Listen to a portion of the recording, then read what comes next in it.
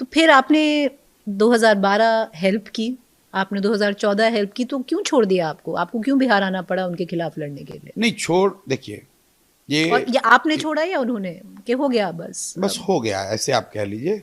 क्योंकि पहली बात की कोई डील तो है नहीं कि भाई आपके साथ ही रहना है। लेकिन जब ये व्यवस्था बन रही थी 2014 से पहले, तो उस समय ये एक पैरेलल व्यवस्था है जिसमें professionals are getting attached to your political setup, and they are literally going to be working as like the force multiplier. हम्म। तो उसकी एक पैरेलल व्यवस्था हम लोगों की गवर्नमेंट की भी सोची हुई थी और एक साथ सोचा गया था। जैसे सीएजी होगा वैसे उसका नाम भी पूरा सब तय किया गया था कि वो गवर्नमेंट में व्यवस्था क्या होगी।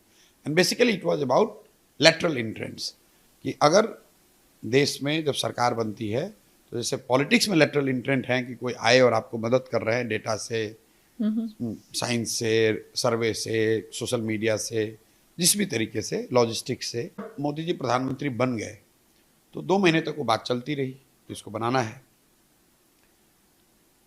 वो he was quite enthusiastic about it rather, कि भाई करना है। तो अभी 1 साल पहले भी बात शुरू हुई नहीं थी। ये लेटरल बहुत छोटी चीज है, 5-10 जो लोग आप की। सोच रहे थे वो बड़ी नहीं चीज नहीं, थी। वो तो हम जो सोच रहे थे, जो बनाया गया था वो तो मतलब it would have been equivalent of CAG in government.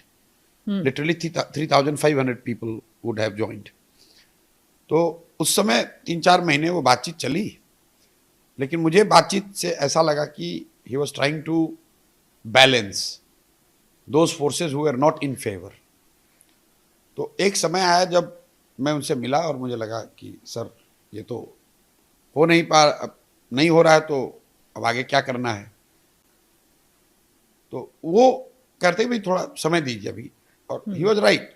Now I when I look back I see, मैं अब आप नए नए प्रधानमंत्री बने हैं और आपके पास 1,000 और चीज़ें हैं डील करने के लिए। उसमें प्रशांत किशोर और लेटरल इंटेंट की व्यवस्था, सीएजी टाइप सेटअप बने न बने, दैट, लेकिन मुझे तो जल्दी थी कि नहीं ये तो यू हैव तुरंत। Bigger fish to fry. I would not say that, he but had bigger हाँ, फिश लेकिन टू मैं फ्राई। बाई नेचर मैं इम्पेशेंट हूँ, मेरी कमजोरी है। तो मैं कह रहा हूँ कि भाई इसको तुरंत कीजिए, और वो थोड़ा समय मांग रहे थे। उन्होंने कभी ना नहीं कहा, लेकिन एक समय आया जब मैंने उनको कहा कि सर ऐसा है कि मुझे छोड़ दिया जाए, मैं कुछ छोड़ अपने दिया। राज्य में जाकर काम करना चाहता हूँ। उन्होंने पूछा कहाँ जाइएगा, मैंने बताया मैं बिहार जाऊँगा।